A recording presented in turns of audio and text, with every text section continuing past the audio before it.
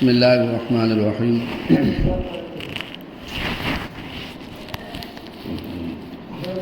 الحمد للہ الذی ہدانا الی الاسلام وفتح ابواب البلاد بتقویۃ الایمان الحمد للہ الذی لم یزل ولا یزال شیئا حیوما قیوما الحمد للہ الذی کتب الآثار ونسخ الآجال والقلوب عنده مفضیہ والسر عنده علانیہ الحلال ما احل والحرام ما حرم الدین ما شرع والامر ما قضى الخلق خلقه والعبد عبده وهو الله الرؤوف الرحیم اما بعد فاعوذ باللہ من الشیطان الرجیم بسم اللہ الرحمن الرحیم ان اللہ یأمر بالعدل والاحسان وایتاء ذی القربى وینہی عن الفحشاء والمنکر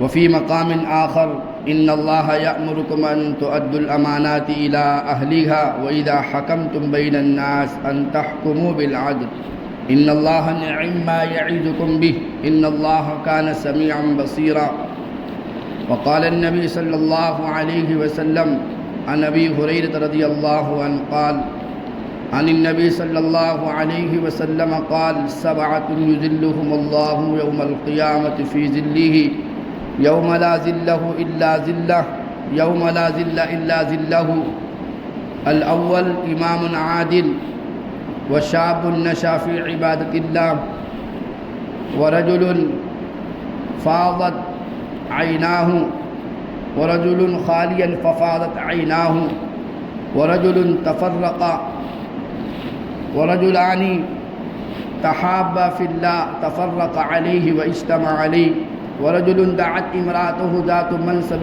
وجمال فقال انی اخاف اللہ ورجل قلبه معلق فی المسجد الى آخر حدیث او کما قال النبی صلی اللہ علیہ وسلم۔ میرے محترم بزرگوں دوستو،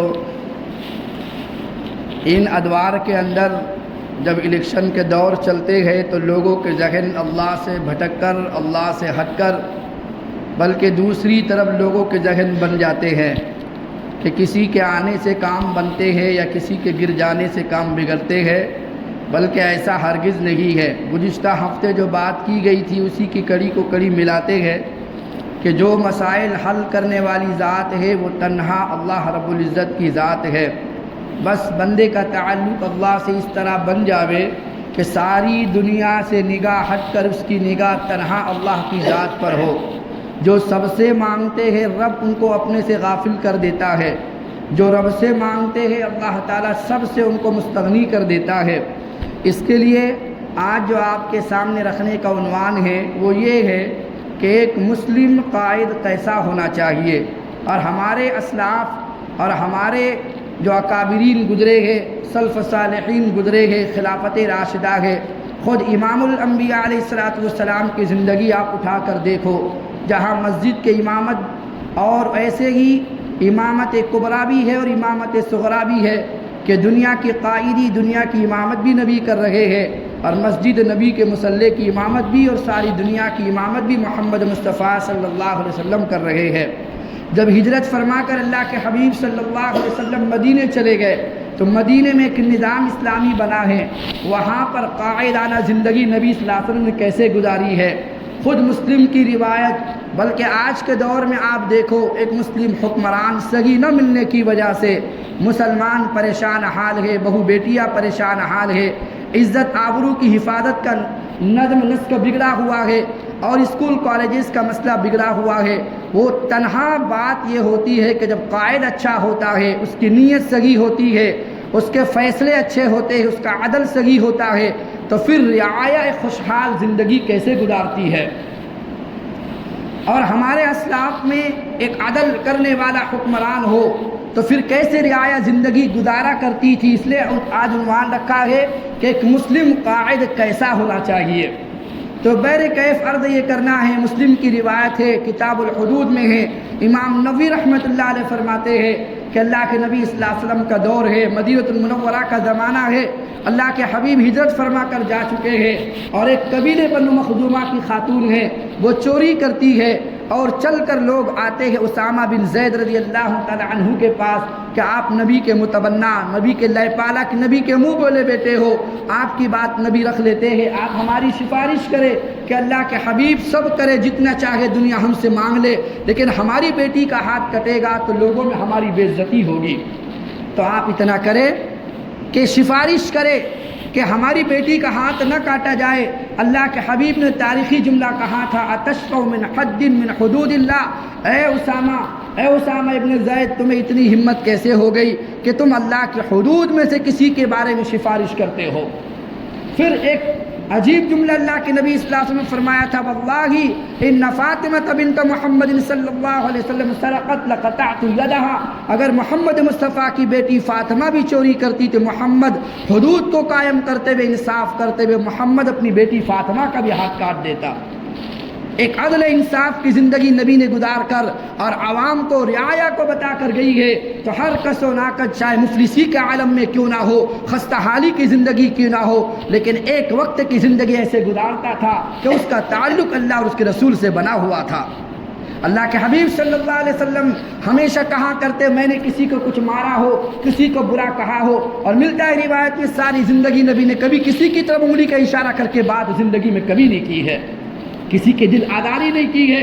اللہ کے نبی نے ایک مرتبہ کہا یا نبی، اللہ کے نبی نے فرمایا میرے صحابہ اگر مجھ سے تمہیں کوئی تکلیف ہوئی ہو تو تم مجھ سے دنیا میں بدلہ لے لو، میں آخرت میں اللہ کے سامنے اس کی جواب دہی نہیں کر سکتا۔ اللہ کے نبی نے جب کہا، ایک صحابی کھڑے ہو گئے، یا نبی اللہ میں نے آپ سے بدلہ لینا ہے۔ نبی نے فرمایا وہ کیسے؟ مجھے یاد تو نہیں ہے۔ کہا کہ ایک مرتبہ آپ صفے درست کر رکھے تھے، چونکہ میرا پیٹ باہر نکلا ہوا ہے، مسواک کی طرح ایک لاٹھی لکڑی آپ کے ہاتھ میں تھی، آپ نے صفے درست کرنے کے لیے میرے پیٹ پر ماری تھی جو مجھے لگی تھی، اس وقت مجھے تکلیف ہوئی تھی، میں چاہتا ہوں میں اپنا بدلہ تم سے لینا چاہتا ہوں۔ صحابہ کی تو چیخیں نکل رہی ہے کہ یہ ظالم کیسے نبی سے بدلہ لے گا، وہ بدو ہے بیچارہ، لیکن اس کی چاہت کسی کو کیا پتا وہ کیا چاہ رہا ہے۔ جب اس نے کہا مجھے بدلہ لینا ہے، اللہ کے حبیب ممبر سے اترتے ہیں کہ ٹھیک ہے تم مجھ سے بدلہ لے لو۔ لاٹھی اس کے ہاتھ میں تھما دی، چھڑی اس کے ہاتھ میں تھما دی، وہ قریب پڑھ کر ایک بجلی اور گرا کے کہتا ہے یا نبی اللہ جب آپ نے مجھے مارا تھا میرے جسم پہ چادر نہیں تھی اور آپ کے جسم پر کملی والی چادر ہے، آپ پہلے چادر اتارے اس کے بعد میں آپ سے بدلہ لوں گا۔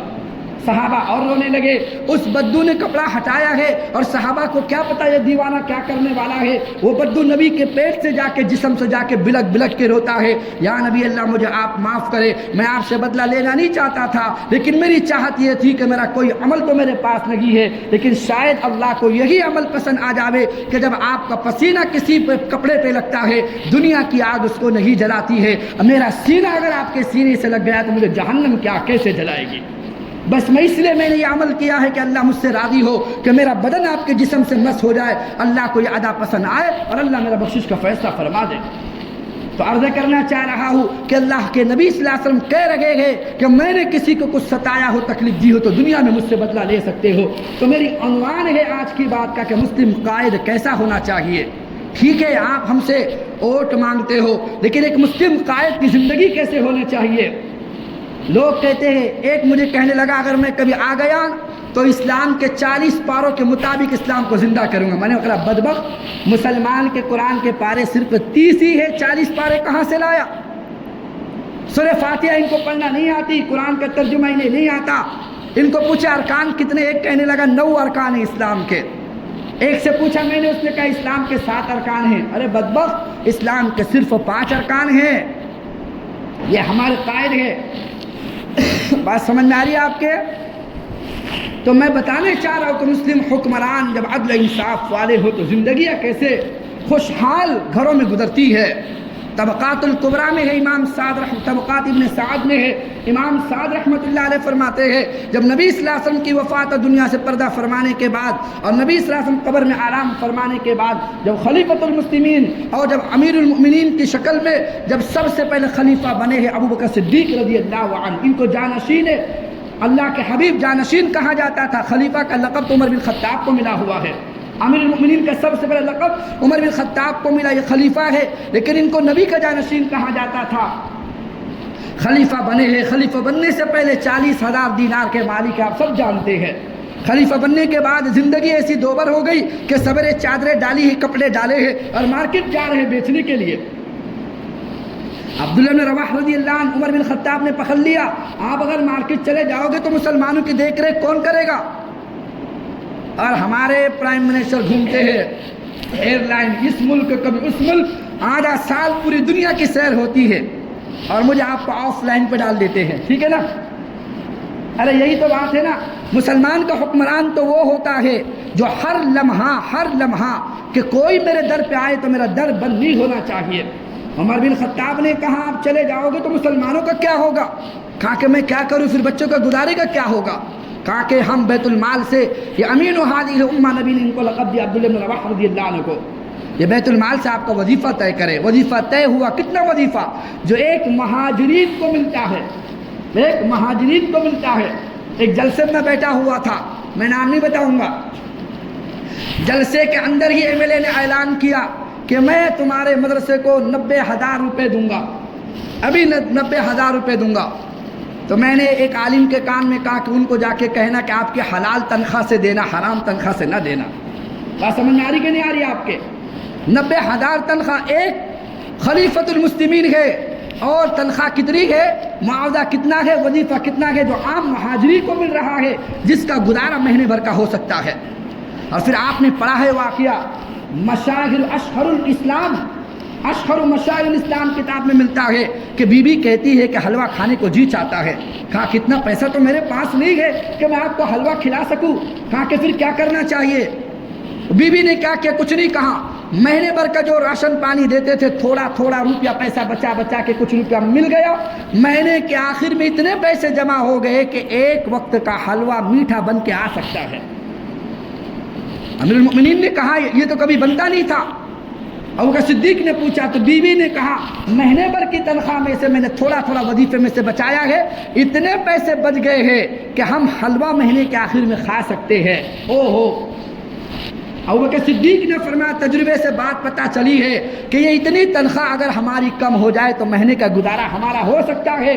اپنے خزانچی کو حکم دیا کہ آئندہ مہینے ابوبکر صدیق کے خزانے کے اندر جو وظیفہ آتا ہے اس وظیفے سے اتنی تنخواہ کم کر دی جائے جو وظیفہ پچھلے مہینے ملا کرتا تھا، تاکہ ہمیں پتہ چل گیا ہے جو حلوے کی رقم اتنی کم ہو جائے، ہمیں پتہ چل گیا کہ اتنی رقم پر بھی ہمارا مہینے کا گزارا ہو سکتا ہے۔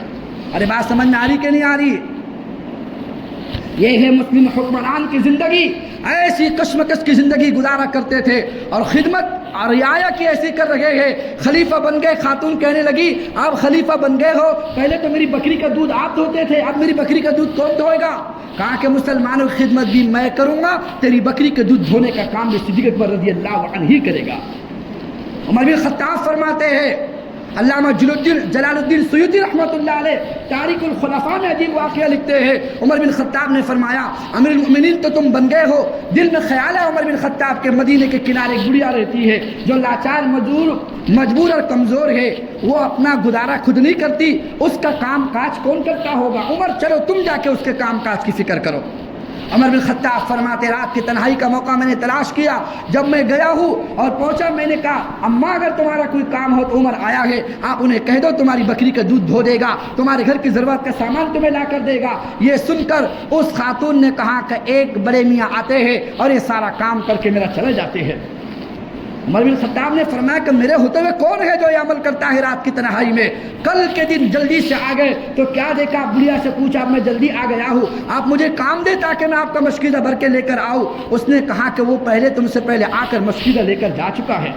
عمر بن خطاب فرماتے میں دبے پاؤں پیچھے ہٹا، ایک جگہ چھپ کر دیکھنے لگا، دیکھو تو صحیح کون ہے؟ تو میں نے کیا دیکھا، اس شخص کے پیر میں چپل لگی ہے، وہ دبے پیر آہستہ آہستہ چل رہا ہے تاکہ قدموں کی آہٹ بھی کسی کو سنائی نہ دے۔ جب قریب آیا تو میں دیکھ کے حیران پڑ گیا کہ وقت کا خلیفہ ابوبکر صدیق رضی اللہ عنہ ہے جو اس خاتون کی روزانہ آ کے خدمت کر کے جایا کرتا ہے۔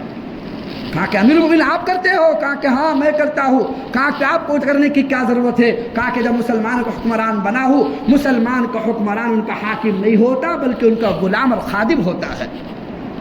او ہو، اور کہا کہ چپل کیوں نہیں پہنی؟ کہا کہ اس لیے نہیں پہنی اگر میں چپل کی ٹک ٹک آواز کر کے چلوں گا کسی مسلمان کی آنکھ کھلے گی، اس کی نگاہ پڑ جائے گی کہ یہ کام تو ابوبکر کرتا ہے، یہ کام میں خالص اللہ کی ذات کے لیے کرنا چاہتا تھا۔ عمر پتہ نہیں تجھے کیسے خبر ہوگی، اگر تو نہ آتا تو میرے عمل کی خبر مرنے تک کسی کو نہ ہوتی، یہ عمل تو میں اللہ کی ذات کے لیے کرنا چاہتا تھا۔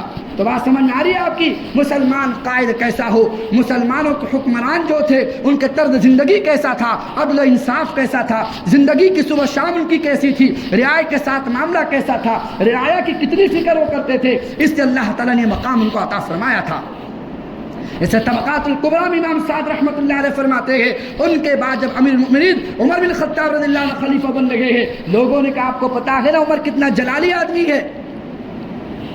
ابوبکر صدیق نے فرمایا کہ مجھے پتا ہے عمر کو جب خلافت ملے گی تو اس کے مزاج میں نرمی ضرور آئے گی۔ جس دن خلیفہ بنے ممبر پر کھڑے ہوئے 3 دعائیں اللہ سے مانگی، اللہ میرے مزاج میں سختی ہے، اللہ اس کو تو نرم فرما دے، اللہ اگر میں بخیل ہے تو مجھے سخاوت نصیب فرما، میرے عمل درست نہیں تو میرے عمل میں درستگی نصیب فرما۔ اور طبقات الکبریٰ میں ہے جب یہ خلیفۃ المسلمین بن کر کھڑے ہوئے ہیں تو 12 پیون جسم پہ لگے ہوئے ہیں، حالانکہ 22 لاکھ مربع میل کا تنہا حاکم بنا ہوا ہے اور جسم پر 12 پیون لگے ہوئے ہیں، ایسے زندگی مفلسی کی گزار رہے ہیں۔ ارے بات سمجھ میں آ رہی نہیں آ رہی؟ یا ہمارے قائد ہے، ہمارے حکمران ہے، مسلمانوں کا خیال رکھنے والے ہیں، تو عرض کرنا چاہتا ہوں اللہ کے لیے، اللہ کے جس کو رہبر ہم پوچھ رہے ہیں یا جس کو ہم رہبر چون رہے ہیں، خدا کے قسم وہ کبھی گستاخ رسول کبھی نکلا تو پھر میں آپ اللہ کے سامنے جواب نہیں دے سکیں گے۔ اگر وہ مسلمان کا دشمن اگر نکلا، میں کھل کر نہیں کہہ رہا مجھے کسی نے چائے پانی نہیں پلائی، لیکن میری ذمہ داری ہے، میں اس لیے آپ کو عرض کر رہا ہوں ایک قائد کو چننا وہ آپ کے ہاتھ میں ہے، آپ کا ایک اشارہ اور آپ کا ایک انتخاب اگر مسلمانوں کو غلط راہوں پہ لے کر چلا گیا، پھر مسجد میں آ کے دعا کرنے کی ضرورت نہیں ہے کہ مسلمانوں کے حالات کو اللہ تو سازگار فرما دے، اس لیے کہ انتخاب آپ کے ووٹ سے ہوا ہے، آپ کے چننے سے ہوا ہے، آپ کے رونے پر خدا کی قسم خدا کو کبھی ترس نہیں آئے گا۔ ارے کچھ سمجھ میں آ رہا نہیں آ رہا آپ کو؟ تو میں عرض کر رہا ہوں، میں کوئی بیان تقریر نہیں آپ کے سامنے کر رہا، میں دکڑے سنا رہا ہوں۔ تھوڑی سی دنیا کے خاطر اگر انتشار کبھی ہو گیا، مسلمان آپس فرقوں میں کبھی بڑھ گئے، تو لہذا جو ان کی چاہتے ہیں وہ اپنے عزم مصمم میں پورے نکلیں گے۔ اس کے لیے ہمارا مسلمان قائد کیسا ہو میں تمہیں بتا رہا ہوں، کس کو تمہیں کرنا ہے وہ تمہاری اپنی مرضی ہے، لیکن میں بتانا چاہ رہا قائد کا انتخاب کیسا ہونا چاہیے۔ ایک مسلم قائد، ایک مسلم حکمران کی زندگی وہ کیسے گزر رہی تھی اور کیسے زندگی کو وہ گزارنے والے تھے۔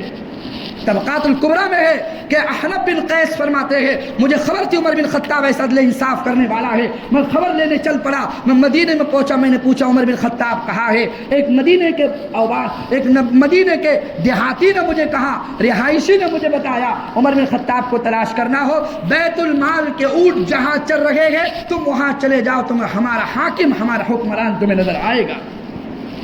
سیٹھ صاحب کی چال بدل جاتی ہے، ابھی آپ کے در پر آئیں گے 7 سال 5 سال آپ ان کے در پر جا کر دیکھو، آپ کو اپائنٹمنٹ لینا پڑے گی، سیٹھ صاحب نہیں ملے گی پھر آپ کو۔ ٹھیک ہے آپ گئے تو فلاں فلائٹ میں ہو گئے، یا تو فلاں کلب میں ہو گئے، یا تو فلاں فنکشن میں ہو گئے، ہاں اس سے پہلے آپ کی دادی کا خیال بھی پوچھنے کے لیے آئے گے، آپ کی اماں کا حال تو ٹھیک ہے کہ نہیں ٹھیک ہے، 90 سال کی بڑھیا مرنے والی اس کے انتقال میں بھی آئیں گے کہ ہاں سیٹھ صاحب پہنچے تھے۔ ارے کچھ سمجھ نہ آ رہا آپ کو؟ لیکن ہو جانے کے بعد پھر آپ کدھر وہ کدھر، میں کدھر وہ کدھر، یہ زندگی ہوتی ہے۔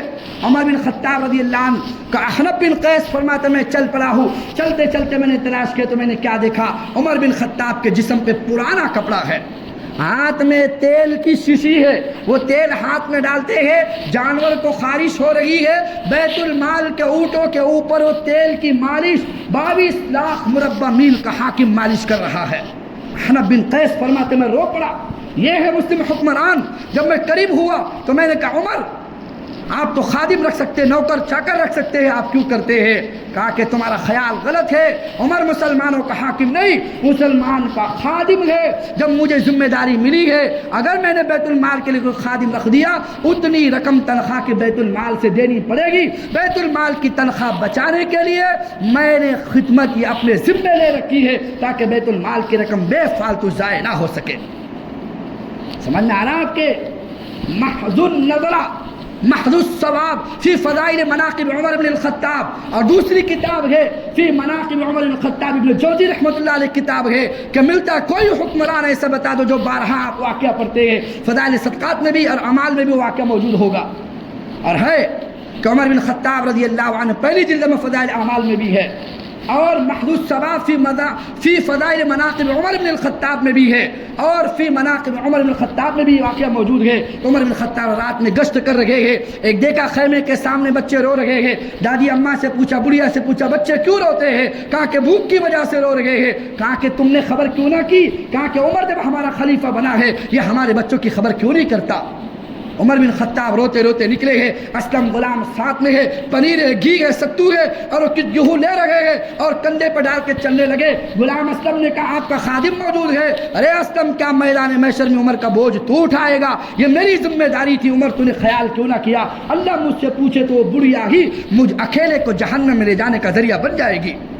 چل پڑے ہیں، اپنے ہاتھ سے ایندھن جمع کیا اور آگ جلائی ہے، اس میں سارا کھانا بنانا شروع کیا۔ جب آگ میں پھونک رہے ہیں، غلام اسلم کہتے ہیں ان کی گنجانداری سے میں دھواں نکلتے ہوئے دیکھ رہا ہوں۔ عمر بن خطاب نے حریرہ سے تیار کر دیا اور تیار کر کے ان کو دے دیا، وہ بچے کھا رہے ہیں۔ عمر بن خطاب تھوڑے دور جا کر بیٹھ گئے۔ غلام اسلم نے کہا کام ہو گیا ہے تو چلو چلتے ہیں۔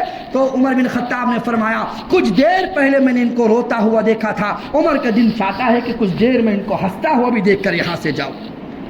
ہے کسی کی ہنسی کی فکر، کسی کے گھر کی خوشیوں کی فکر، اور کسی کی زندگی کی کیسے اس کی زندگی گزرتی ہوگی اس کی فکر ہے۔ پورے مدینے میں آپ کو خدا کی قسم ایک آدمی بھیک مانگنے والا نہ ملتا ہوگا، ایک آدمی زکوٰۃ کو لینے والا نہ ملتا ہوگا، ایک آدمی مفلسی کے مارے خودکشی کرنے والا آپ کو خلافت کے زمانے میں نہیں ملے گا۔ پوری زندگی سیرت آپ اٹھا کر دیکھو، خودکشی کرنے والا آپ کو نہیں ملے گا۔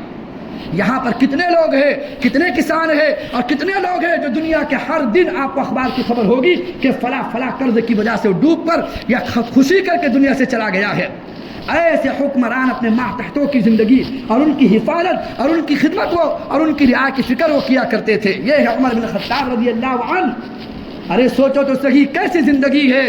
جس وقت جب ان کے پیٹ میں تکلیف تھی، منبر پر کھڑے ہو کر رو کر کہتے ہیں کہ طبیب نے کہا ہے مجھے 2 چمچ شہد کی ضرورت ہے۔ سارے مدینے کے مسلمانوں کو مخاطب کر کے کہا اگر تم اجازت دو تو میں 2 چمچ بیت المال سے لے سکتا ہوں بیماری کے لیے۔ سارا مدینہ رونے لگا۔ اب تو 22 لاکھ مربع میل کے حاکم ہو، جو چاہے آپ کر سکتے ہو، ہزاروں کی کوٹھی آپ بنا سکتے ہو۔ یہ دیکھو عمر بن خطاب روتے روتے 2 چمچ شہد بیت المال کا لینے کے لیے یہ حکمرانوں سے نہیں اپنے ماتحتوں سے پوچھ رہا ہے کہ میں اس کو استعمال کر سکتا ہوں کہ نہیں کر سکتا ہوں۔ پوری مسجد میں چیخ مچ گئی کہ یہ کیا انصاف ہے، کیسے اصل انصاف ہے، کیسی زندگی عمر بن خطاب گزار کے گئے ہیں۔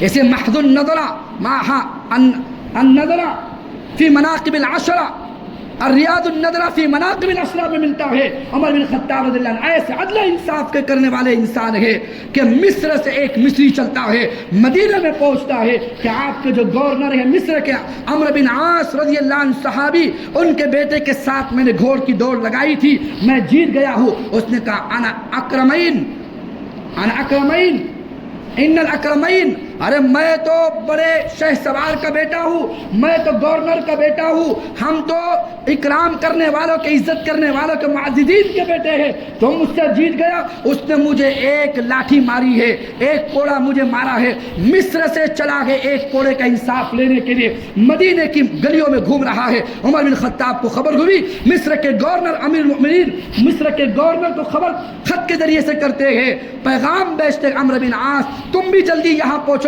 اپنے بیٹے کو بھی ساتھ میں لے کر یہاں آنا۔ وہ چلتے چلاتے آئے ہیں، پتہ نہیں کیا ہو گیا، جب مدینے کی گلیوں میں پہنچے ہیں عمر بن خطاب نے تخت لگایا ہے، اپنی جو کرسی ہوتی ہے اس کو بچھایا، سارے مدینے والوں کو جمع کیا اور کہا کہ اس کو لایا جائے۔ جب مصری آ گیا، کہو کیا ہوا؟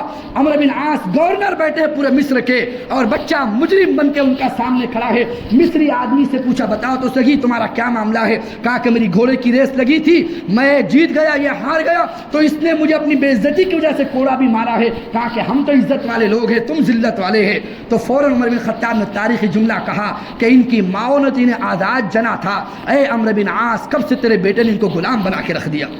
ان کی ماں نے ان کو عادات جنا تھا، تمہارا بیٹا سمجھتا میں عزت والا ہوں، ان اکرمکم عند اللہ اتقاکم، اللہ کے پاس عزت والا وہ ہوتا ہے جو تقوی طہارت پر اعلیٰ مقام پر فائز ہوتا ہے۔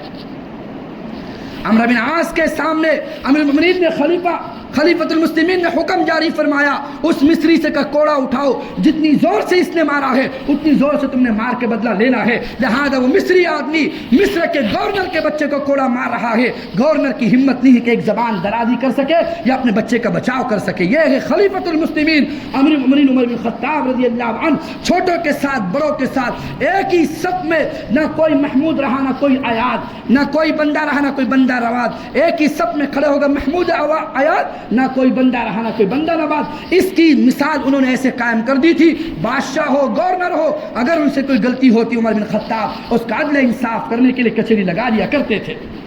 یہی محض الثواب ہے فی مناقبی فی فضائل عمر بن خطاب میں ہے۔ لکھتے ہیں کہ امیر المؤمنین کا زمانہ ہے، جبلۃ بن ایہم غسانی بادشاہ ہے، جب وہ اسلام قبول کر کے مدینے میں داخل ہو رہا ہے، سارے مدینے کے لوگ اس بادشاہ کے جاہ و جلال کو دیکھ رہے ہیں۔ 500 گھوڑ سوار ساتھ میں ہے، جو زین ہوتی ہے زین اس کے اوپر وہ سب کے سب سونے کی بنی ہوئی ہے، ان کے ہاتھ میں سونے کے کنگن ہے، سب کے گلے میں سونے کے ہار ہے۔ جبلۃ بن ایہم غسانی بادشاہ ایک فاخرانہ لباس پہن کے مدینے میں داخل ہو رہا ہے، لوگ اس کو دیکھ رہے ہیں۔ معاف کرنا، وہاں سے مدینے سے چل کر کعبۃ اللہ آیا، جب کعبہ کا طواف کرنے لگا تو کعبہ کا طواف کرتے کرتے ایک مسلمان جو کعبہ کا طواف کر رہا تھا اس کے قدم جا کر اس جبلۃ بن ایہم غسانی بادشاہ کے کپڑے پہ جا کے لگ گئے۔ جب اس کے کپڑے پر ایک مسلمان غریب کا پیر پڑ گئے تو اس نے اٹھا کر ایک تماچا جبلۃ بن ایہم غسانی نے اسی وقت مسلمان کو مار دیا۔ مسلمان مکہ سے چلا گیا عمر بن خطاب کے دربار میں، کہا کہ جو جبلۃ بن ایہم اپنے 500 افراد کو لے کر ایمان قبول کر کے چند دن پہلے آیا تھا، طواف کرتے ہوئے غلطی سے میرا قدم اس کے کپڑوں پہ پڑ گیا تو اس نے فوراً مجھے تماچا مارا ہے، مجھے انصاف چاہیے۔ عمر بن خطاب نے غسانی بادشاہ کو واپس بلایا اور کچہری میں کھڑا کیا، اس نے کہا کہ یہاں مسلمان امیر فقیر برابر ہوتے ہیں؟ عمر بن خطاب نے کہا یہاں بادشاہ غلام برابر ہوتے ہیں، یہاں کھرا کھوٹا برابر نہیں ہوتا، سچ جھوٹ یہاں برابر نہیں ہوتا، عدل انصاف یہاں پر ہوتا ہے، یہ مسلمانوں کا حکمرانی ہے۔ اس کو سامنے لا کر کھڑا کر دیا گیا تو کیا ہوا تھا، جب نبی ہم نے تماچا مارا اس بدو کی ناک کی ہڈی ٹوٹ گئی اور تماچا مارنے کی وجہ سے آنکھ کی روشنی گل کر زمین پہ گر گئی، آنکھ پھوٹ گئی، دونوں روشنی ضائع ہو گئی۔ عمر بن خطاب نے کہا کہ یہ تم سے بدلہ لے گا، بدلے میں تمہاری ناک بھی توڑے گا، تمہاری دونوں آنکھیں بھی نکالے گا۔ جب اس نے کہا کہ مجھ بادشاہ کی آنکھیں نکالی جائے گی، میری ناک کی ہڈی توڑی جائے گی، عمر بن خطاب نے کہا، عمر بن خطاب انصاف کرنے کو جانتا ہے، تیری عدل انصاف کا تقاضا یہی ہے کہ تیری بھی ہڈی اس کی طرح توڑی جائے، تیری آنکھیں بھی باہر نکالی جائے۔ اس نے کہا کہ اگر یہی اسلام ہے، حدیث کے جملے سنا رہا ہوں، اگر یہی اسلام ہے ایسے اسلام کو میں لات مارتا ہوں، میں مرتد ہوتا ہوں۔ عمر بن خطاب نے کہا سن لے، ابھی تو بدلہ لینا ہے، ابھی تو تیری ناک ٹوٹے گی، تیری آنکھ پھوٹے گی، اگر تو مرتد کبھی ہوا تو تیری گردن زمین پہ گرے گی۔ اس سے کہ جو مرتد ہوتا ہے اس کی سزا قتل ہوتی ہے، تیری سزا میں تیری گردن زمین پہ ماروں گا۔ وہ تو گھبرا گیا، ہوگا تو اپنے علاقے کا بادشاہ، لیکن عمر کا روب دیکھ کر ایسے تھرا گیا، اس نے روتے روتے بھیک مانگی کہ ایک رات کی سوچنے کی مہلت دے دیجیے۔ اور رات بھر کیا سوچے، وہ تو بھاگنے کی سوچ رہا تھا کہ کیسے اس مدینے سے پہلے باہر نکلے۔ رات میں عمر بن خطاب تو چلے گئے اپنے علاقے میں، اپنے گھر پر، یہ رات میں اپنے سارے لشکروں کو لے کر بھاگ گیا۔ صبح ہوئی، مسلمانوں کی حکومت سے باہر نکل گیا۔ لیکن میں آپ کو بتانا چاہتا ہوں، ایک ادنا آدمی کے انصاف کے لیے عمر بن خطاب وقت کے بادشاہ کو کچہری میں لا کے کھڑا کر رہا ہے۔ یہ ہے عدل انصاف کا تقاضا۔ تو میں عرض کرنا چاہ رہا ہوں، ایسا خلیفہ ہو، ایسا قائد ہو، ایسا مسلم رہنما ہو، تو میں آپ سے عرض کرنا چاہ رہا ہوں، انتخاب آپ کے ہاتھ میں ہے، وہ کس کو دو۔ کسی نے مجھے چائے پانی نہیں پلائی، ممبر ہونے کے ذریعے سے، امام ہونے کی حیثیت سے میری ذمہ داری بنتی ہے کہ میں آپ کو مسلم قائد کیسا ہونا چاہیے میں آپ کے سامنے رکھوں۔ انتخاب آپ نے کرنا ہے، لہذا ایسا انتخاب نہ کرنا کہ کوئی گستاخ رسول نکل جائے، کوئی ایسا انتخاب نہ کرنا کہ کوئی اللہ کے نافرمان نکل جائے، کوئی ایسا انتخاب نہ کرنا جو مسلمانوں کو ظلم و ستم پر خوش ہوتا ہو، کوئی ایسا انتخاب نہ کرنا کہ مسلمانوں کو تکالیف دینے والوں کا ساتھ دیتا ہو، پھر آپ کا مسجد میں آ کے رونا، دعائیں کرنا اللہ کے سامنے کارگر نہ ہوگی، کیونکہ انتخاب میں نے آپ نے کیا ہوتا ہے۔ تو میں عرض کرنا چاہ رہا ہوں، ایسے مسلم حکمرانوں کی زندگی ہوا کرتی تھی، ایسے طرز زندگی جیا کرتے تھے۔ آخری بات آپ کے سامنے رکھوں، ان کے بعد خلیفہ بنتے ہیں، بلکہ خلیفۃ المسلمین میں 30 سال کا زمانہ ہے، اس میں ایک زمانہ آتا ہے جن کو علماء شمار کرتے ہیں عمر بن عبدالعزیز رحمۃ اللہ علیہ، سن 99 ہجری میں یہ خلیفہ بنے ہیں، اور 101 ہجری یا 2 ہجری میں ان کا انتقال ہوا ہے۔ 2 سال کی حکومت میں بچے بیٹھے ہوئے ہیں، لیکن پھر بھی ہمت سے بتا رہا ہوں، 2 سال کی خلافت کے اندر اپنی بیوی سے ملاقات نہ کی۔ اگر میں ادھر اس کے بعد ہی مشغول ہو گیا، حالانکہ ایسا جری انسان تھا، حکومت کرنے سے پہلے اتنے موٹے تازے تھے کہ محض ثواب میں ملتا ہے، اتنے موٹے تازے تھے کہ پیٹ پہ شلوار کی ناڑی بنتی رہی تھی۔ لیکن خلیفہ صرف 2 سال میں ایسا بوجھ آیا ہے حکومت کا، ایسے امت کے لیے رو رہے ہیں کہ اگر سینے کی پھسلیاں کوئی گننا چاہتا تھا، اگر کوئی شمار کرنا چاہتا، علماء لکھتے ہیں سامنے کھڑے ہو کر عمر بن عبدالعزیز رحمۃ اللہ علیہ کے دل کی فصلیاں وہ ساری شمار کر سکتا تھا۔ اللہ نے ایسا دبلا پتلا ان کو کر دیا تھا، ایسی زندگی گزاری ہے کہ 2 سال کے زمانے میں ایک آدمی بھی پوری مملکت کے اندر کوئی زکوٰۃ لینے کو تیار نہیں تھا۔ ہر آدمی زکوٰۃ بیت المال میں جمع کرتا، ایک فقیر بھی زکوٰۃ لینے کو تیار نہیں ہوتا تھا۔ ایسے زندگی گزر رہی ہے، اور بھیڑ بکریاں ساتھ میں پانی پی رہے ہیں۔ ایک مرتبہ بھیڑیا نے حملہ کیا بکری پر، جب بکری کو کھا گیا تو اس نے کہا اِنَّ لِلَّهِ وَإِنَّا إِلَيْهِ رَاجِعُونَ۔ اس بھیڑیے کو بکری کو کھانے کے بعد چرواہے نے کہا اِنَّ لِلَّهِ وَإِنَّا إِلَيْهِ رَاجِعُونَ۔ او بھائی یہ کیا ہو گیا؟ لوگوں نے کہا تم اِنَّ لِلَّهِ کیوں پڑھتے ہو؟ بکری کے مرنے پر اِنَّ لِلَّهِ کہا کہ نہیں، لگتا ہے ہمارا امیر جو ہے اس کا انتقال ہو گیا ہے۔ اس کے عدل انصاف کا یہ اثر تھا کہ بھیڑ بکریاں بھی ایک گھاٹ پر پانی پیتے تھے، کوئی زکوٰۃ لینے کو تیار نہیں ہوتا تھا، لگتا ہے ان کا انتقال ہو گیا ہے۔ جس وقت بکری کو بھیڑیے نے کھایا تھا، اسی وقت عمر بن عبد رحمۃ اللہ علیہ کے انتقال ہو کر وہ دنیا سے جا رہے تھے۔ تو میں عرض کرنا چاہ رہا ہوں، مسلمان قائد کیسا ہو، مسلمان حکمران کیسا ہو، انتخاب آپ نے کرنا ہے۔ کیسے ہوتے تھے میں نے آپ کے سامنے بتائے ہیں۔ اس زمانے میں ہم تو کسی کی چائے بھی نہیں اور کسی کی بسلری بوٹل بھی خدا کی قسم استعمال نہیں کرتے، لیکن یہ امت کے امام ہونے کی حیثیت سے، ممبر کا امام ہونے کی حیثیت سے میں نے آپ کے سامنے رکھا ہے مسلمان حکمران کیسے تھے، ان کی زندگی کیسے تقوی والی تھی۔ یہی عمر بن خطاب ہے، نماز پڑھا رہے ہیں اور پڑھاتے پڑھاتے ففاضت عیناہ فہو قضیم، روتے روتے گش کھا کے زمین پر گر گئے۔ دوسری کا محدود ثواب فی مناقب عمر بن خطاب میں ملتا ہے۔ ایک مرتبہ پڑھ رہے ہیں ان عذاب ربک لواقع ما له من دافع، روتے روتے پچھلی سب کا جو آخری آدمی تھا وہ کہتے ہانڈی میں جیسے پانی ابلتا ہے، عمر کے رونے کی آواز میں سن رہا تھا، گش کھا کے زمین پر گر گئے۔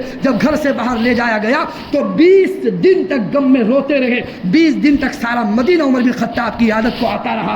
ایسا تقویٰ طہارت زندگی میں ہے کہ اللہ کو کیا منہ دکھائیں گے۔ ایسا آخری بات آپ کے سامنے رکھوں اور بات ختم کروں۔ عرض کرنا چاہ رہا قریب کا زمانہ ہے، بہت دور کا زمانہ نہیں ہے کہ بختیار کاکی رحمۃ اللہ علیہ کا انتقال ہو رہا ہے، اور انتقال ہوتے ہوتے انہوں نے اعلان کر دیا کہ دیکھو میں دنیا سے جا رہا ہوں، لیکن میری جنازے کی نماز وہ آدمی پڑھائے گا جس نے زندگی میں کبھی عصر کی 4 رکعت غیر مؤکدہ نہ چھوڑی ہوگی، جس کی زندگی میں کبھی تہجد قضا نہ ہوئی ہوگی، جس نے کبھی بھی کسی نامحرم کو نہ دیکھا ہوگا۔ یہ شرطیں سامنے رکھی اور سارا دہلی جمع ہے اور کوئی آگے بڑھنے کو تیار نہیں ہے۔ ایک آدمی چادر ڈال کے چپکے دبے پاؤں آگے بڑھ رہا ہے۔ لوگوں نے چادر کھینچ کر دیکھا، دہلی کا بادشاہ سلطان شمس الدین التمش رحمۃ اللہ علیہ ہے، جو اتنا بڑا متقی پرہیزگار ہے کہ تہجد انہوں نے اعلان کر کے کہا خدا کی قسم کھا کے کہتا ہوں کہ میں نے ساری زندگی تہجد نہیں چھوٹی ہے، ساری زندگی کسی نامحرم قصدن نہیں دیکھا ہے، اور کبھی عصر سے پہلے کی 4 غیر مؤکدہ نہیں چھوٹی ہے۔ ایسے زندگی گزار کر گئے ہیں اور کہا میرے مرنے کے بعد کا بختیار کاکی میرا راز بتا کہ تمہیں کیا ملا۔ لیکن علماء نے لکھا ہے بختیار کاکی بتانا لوگوں کو یہ چاہتے تھے کہ تم مجھے ولی سمجھتے ہو، لیکن تمہارے وقت کا بادشاہ بھی مجھ جیسے ولایت کے مقام کو پہنچا ہوا ہے، جو اتنا والا اللہ والا آدمی ہے۔ تو عرض کرنا چاہ رہا ہوں ہم یہ کوشش کریں کہ مسلمان حکمران کیسے ہے تو زندگی اپنی ویسے گزارنا، اپنے رعایا کے ساتھ، اپنے اڑوس پڑوس والوں کے ساتھ، اپنے ماں